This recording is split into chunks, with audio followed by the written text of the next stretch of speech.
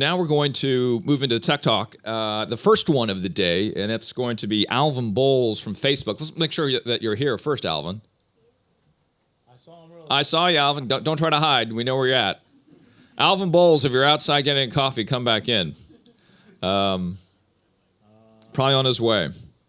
So as you grab him, I'll give a quick introduction of Alvin.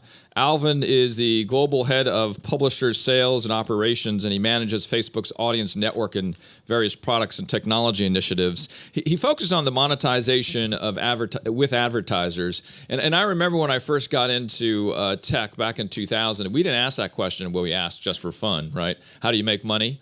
And now you really do have to answer that. And what's fantastic about what he is going to talk about is one way you answer that question, right? He's gonna peel back the doors that we don't often get to peek into at Facebook, and how they go about helping their advertisers as well as the businesses they're working with to understand how to make money. Interesting thing though is he went to Michigan, so I like him already. Yeah, that is true, and he's a big Michigan fan. But it's what he's introducing us to is a brand new platform. Actually. Oh, he is great. So a brand new platform, hot off the press. It's called the Audience Network, and it is about monetizing your efforts. Yeah. But it is absolutely a breakthrough, I think, platform as it relates to advertisement. Right now, a lot of our ad agencies are going through a variety of sources to get the ads to the right people at the right time. Who can do that better than Facebook? So let's get Alvin up here. Oh, Alvin, I'm glad you could join us. Oh, welcome. Welcome, Alvin Bowles.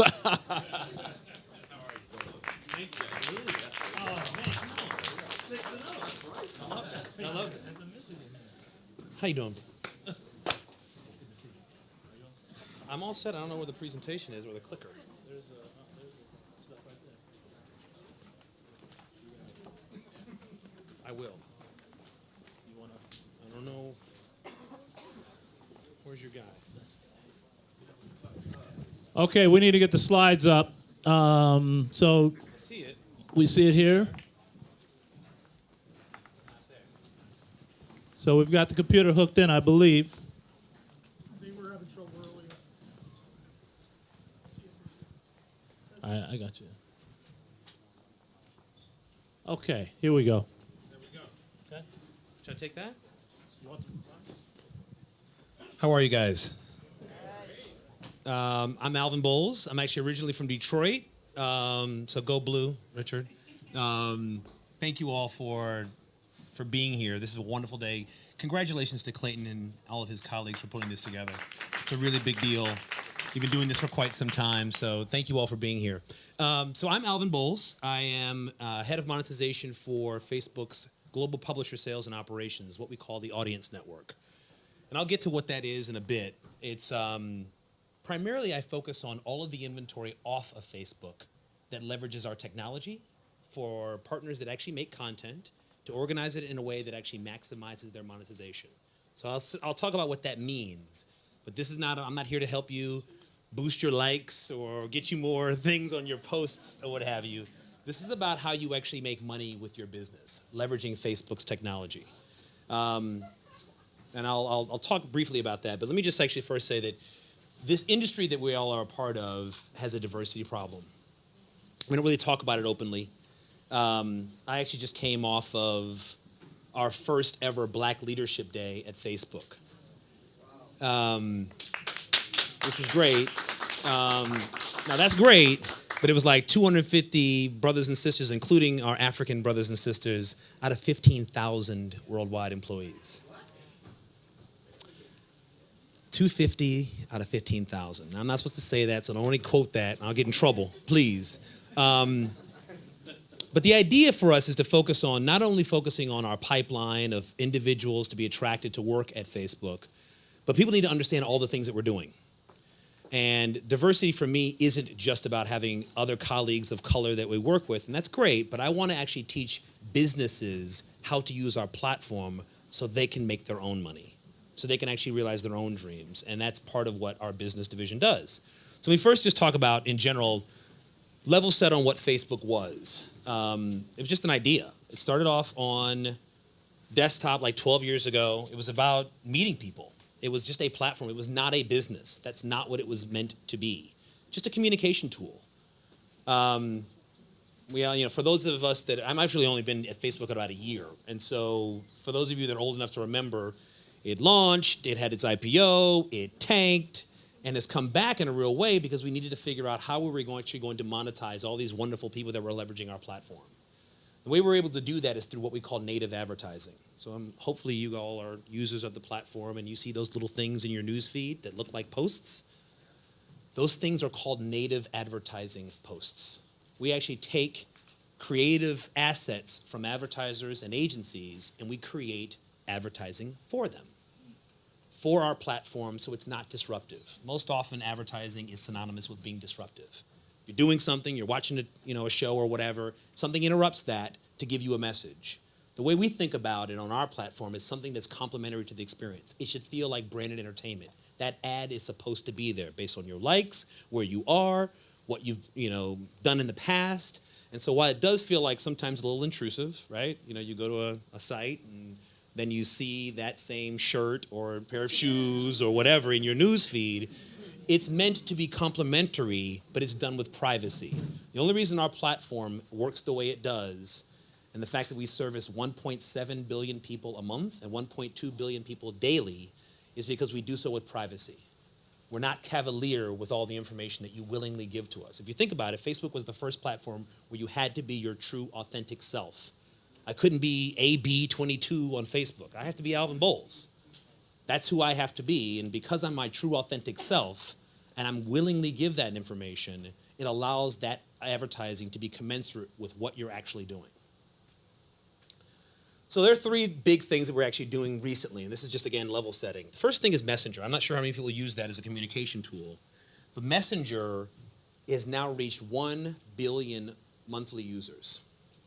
And you may know that we have also bought WhatsApp.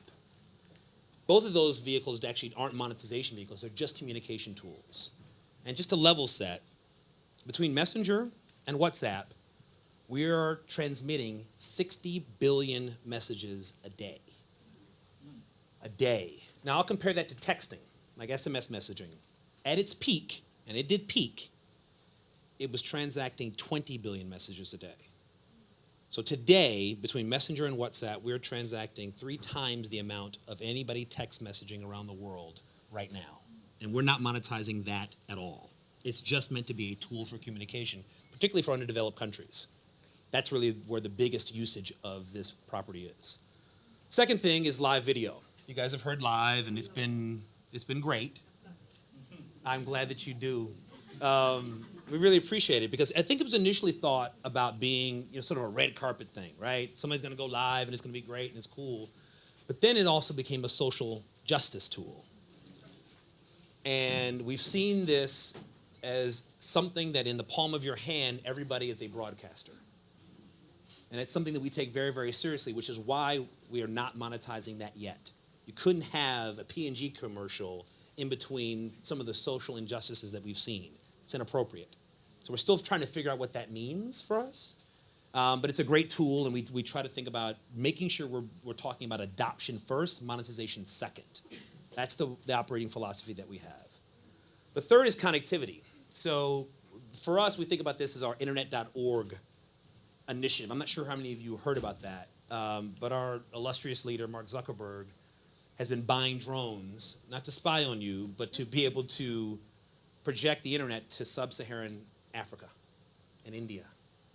And it isn't about, making sure tribes are on Facebook, right? It's about making sure that they understand weather patterns for irrigation so they can feed themselves, so they can understand better how to utilize the tools that are out there. The difference between our company and others, at least the way we think about this, is our core mission is about making the world more open and connected. Period. Stop. That's our mission. Anything that we do has got to actually satisfy that goal, but we can't do it. So for us, it doesn't feel right that the Western world has access to all this information, all this wonderful information through the internet, and there's a large portion of the world that does not. So we take that very seriously. That's something that we do on our own dime. That's something he's put his personal money into as well. And we take that very, very seriously. So first, I mentioned Messenger. I won't bore you with that. Live video It is, right now, we're actually streaming 100 million hours of video on Facebook every day. A large portion of that is live. Other is, suggested videos, branded entertainment, and things of that nature. But it is literally the largest, fastest growing area associated with Facebook. Am I live? What up, peeps? I have to hold it. Hey, we are live from Phuket Walking Street. It's my mom's birthday today, and we're going to surprise her. I don't know if you're out there. If you're watching, how are you doing? Hi. I love you too. Doing some backside airs right now, warming up. It's a really nice day out here. Say, please adopt me. Run, Adrian! Bertowski, let's go. There goes Sean. Jump, Berkeley!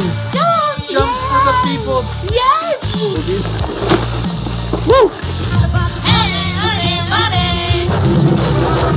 You guys can say goodbye to the chin strap penguins right here. Yeah, thank you for watching, guys. We'll see you next time. Bye!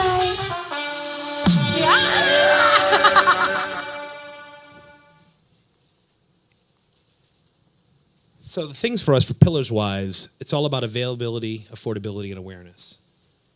That's the things that we think about when we talk about bringing products to bear across the entire ecosystem we find ourselves a part of. It's important for us. Right now, we're giving access to 37 million people with free internet access in 25 different countries. Our goal is to help the whole world be more open and connected, and if that means it needs to happen on our dime, then we're happy to do so. Now, let me just talk a little bit about the audience network, and then we can open up for questions. I am going to make sure that this deck and some of the other supporting materials are provided to Silicon Harlem and Clayton, so it's all for your consumption. There's no secrets in here. The key for me is making sure you understand what the audience network is, and it's to help publishers grow their businesses with better ad experiences for people. So let me explain exactly what that means. Give you a real-life example. So publishers to us mean everything from your ABCs, your ESPNs, your CNNs, all your big media companies. We think of them as publishers. They publish content. But they're also publishers that are small developers. The small flower shop here, or the developer in South Africa or in China that has a small aggregated audience around, let's say, glasses. I wear glasses and I like them. I might go to that app or that website or that mobile website, not necessarily because it's big, but because it speaks to me. The challenge that you have is that for entrepreneurs to be able to invest their capital into creating content experiences for an aggregation of people, there's capital issues. How do you actually make money from that? Am I getting a vig off e-commerce? Do I have a subscription model? We have found that elegantly placed advertising in the form of native is the best and fastest way for you to be able to fuel your own growth. And so the audience network is very, very simple. The audience network gives our technology away for free to any publisher, media company, or developer that wants to leverage our Facebook technology, that gets access to the advertisers that were originally intending to advertise on Facebook. So I'm going to say it again. We give our technology away for free for anybody that wants it to get access to advertising that was originally intended to run on Facebook. The only difference, the only need is, do you actually have an authentic audience? So all the things that I talked about initially in the talk around, I go to Macy's and I'm looking at shoes, and then I go to my Facebook feed and I see that, that's what we call a Facebook ID match with privacy. It's all done with numbers and letters. We do the same thing on developer sites and publisher sites. So instead of lathering up your news feed or your Instagram feed with more ads, because we actually have 4 million active advertisers a month on Facebook, from the P&Gs and Coca-Colas to the small flower shop around the corner. We give access to all of that, what we call liquidity, to business owners, to entrepreneurs. We don't disclose our revenue share, but it's a very handsome revenue share, and we've talked about this publicly. The Audience Network, the business that I'm now a part of, is a $1 billion global business, and we are giving away the lion's share of that money to publishers. It is a huge tool, and we just have not had enough discussion about this among small and medium businesses, particularly women and minority-owned firms. My job is to change that because there's no ambition gap, there's an access gap, and that starts here. That's right. That's all I have. Very good.